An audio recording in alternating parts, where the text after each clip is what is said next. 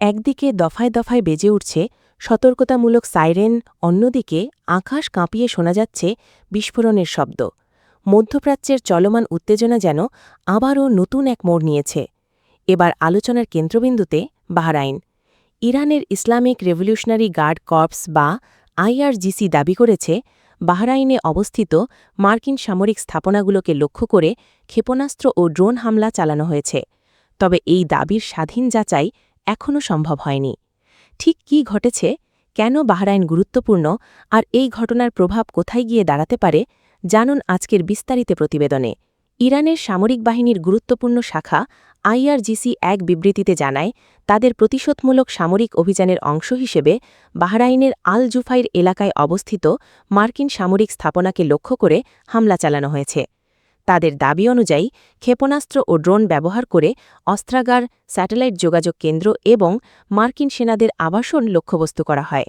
শুধু আল জুফাইরই নয়, আইআরজিসির দাবি অনুযায়ী শেখ ইসা এয়ারবেস এবং বাহরাইনে অবস্থানরত মার্কিন পঞ্চম নৌবহরের সঙ্গে সংশ্লিষ্ট স্থাপনাও হামলার আওতায় আসে। তবে এসব দাবির বিষয়ে এখন পর্যন্ত যুক্তরাষ্ট্র কিংবা বাহরাইন সরকার আনুষ্ঠানিকভাবে পূর্ণাঙ্গ নিশ্চিত তথ্য প্রকাশ করেনি। হামলায় কী পরিমাণ ক্ষয়ক্ষতি হয়েছে, কেউ হতাহত হয়েছে কিনা, এসব বিষয়েও স্বাধীনভাবে যাচাই করা সম্ভব হয়নি। আল জুফাইর ঘাঁটিটি দীর্ঘদিন ধরেই উপসাগরীয় অঞ্চলে যুক্তরাষ্ট্রের অন্যতম গুরুত্বপূর্ণ সামরিক স্থাপনা হিসেবে পরিচিত।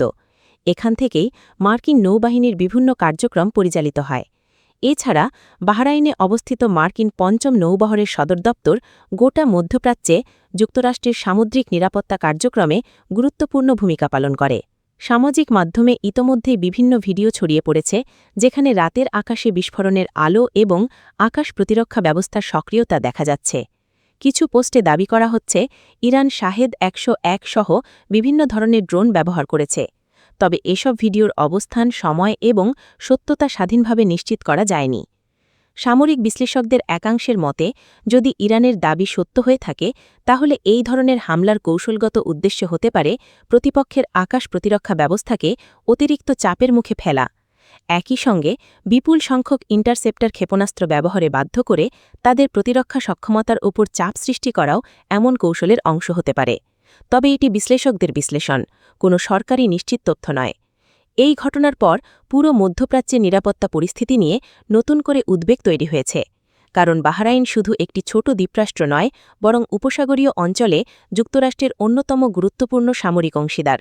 ফলে সেখানে যে কোনো সামরিক উত্তেজনা গোটা অঞ্চলের নিরাপত্তা এবং আন্তর্জাতিক বাণিজ্যের উপর প্রভাব ফেলতে পারে। বিশ্লেষকরা মনে করছেন, যদি এই ধরনের পাল্টাপাল্টি সামরিক পদক্ষেপ অব্যাহত থাকে, তাহলে মধ্যপ্রাচ্যে সংঘাত আরও বিস্তৃত হওয়ার আশঙ্কা রয়েছে। এতে শুধু সংশ্লিষ্ট দেশগুলোই নয়, বৈশ্বিক জ্বালানি বাজার, আন্তর্জাতিক নৌ পরিবহন এবং আঞ্চলিক স্থিতিশীলতার ওপরও বড় ধরনের প্রভাব পড়তে পারে। এদিকে আন্তর্জাতিক মহলের পক্ষ থেকে পরিস্থিতি শান্ত রাখার আহ্বান জানানো হচ্ছে। বিভিন্ন দেশ কূটনৈতিক সংলাপের মাধ্যমে উত্তেজনা কমানোর উপর গুরুত্ব দিচ্ছে। তবে মাঠের পরিস্থিতি দ্রুত পরিবর্তিত হচ্ছে এবং নতুন নতুন তথ্য সামনে আসছে। উল্লেখ্য, সংঘাত চলাকালে উভয় পক্ষই নিজেদের অবস্থান তুলে ধরে বিভিন্ন দাবি করে থাকে। তাই যুদ্ধকালীন তথ্য মূল্যায়নের ক্ষেত্রে সরকারি বিবৃতি, আন্তর্জাতিক মাধ্যম এবং স্বাধীন যাচাই সবকিছু বিবেচনায় নেওয়া গুরুত্বপূর্ণ। এই ঘটনায় নতুন কোনো আনুষ্ঠানিক তথ্য বা প্রতিক্রিয়া প্রকাশ হলে আমরা অবশ্যই আপনাদের দ্রুত জানাব।